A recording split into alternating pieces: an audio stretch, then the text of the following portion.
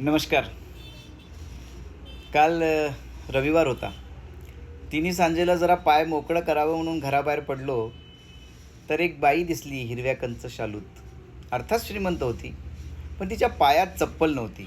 पूजेचं ताट सजवून ती मावळतीकडे निघाली होती. तिला बघितलं आणि डोक्यात काही शब्द फेर धरायला लागलेत. त्यातनं जे प्रसवलं ते ठेवतोय. काल नकळत नजरेस पडली एक घरंदाज बाई, सोन्याने मडून अनवाणी पायाने दर्शनाला जाणारी. आणि आणि आठवली काट्यांवर पायांचे ठसे सोडणारी माझी माय, जिच्या कष्टाची नवरात्र कधी संपतच नव्हती. चैत्रात श्रमाची ज्योत पेटवून ऊर बडेस्तोवर ती धावतच राहायची, अगदी अगदी अश्विन शुद्ध नवमी उजाडेपर्यंत.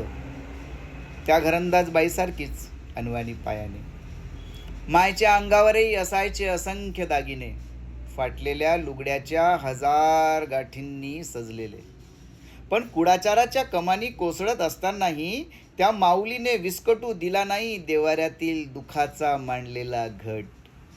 हो, मध्येच कर्जाचा मैसासूर घेरायचा खरा, चिक्षूर बाष्कल चामरांना सोबत घेऊन. तरीही माय लढत राहिली महाकालीसारखी त्रिशूळ घेऊन. तिला नव्हती माहीत कांचीची कामाक्षी, मदुराईची मीना. नाहीच कळले तिला चढत्या क्रमाने बांधतात अखंड दीपमाळा. माय फक्त मांडत राहिली भाकरीचे अनुष्ठान आम्हा भुकेल्या लेकरांसाठी. चांद्रमोडी ते रान आणि रान ती चांद्रमोडी, तिचा अखंड गरबा सुरूच राहायचा आदिशक्ती होऊन.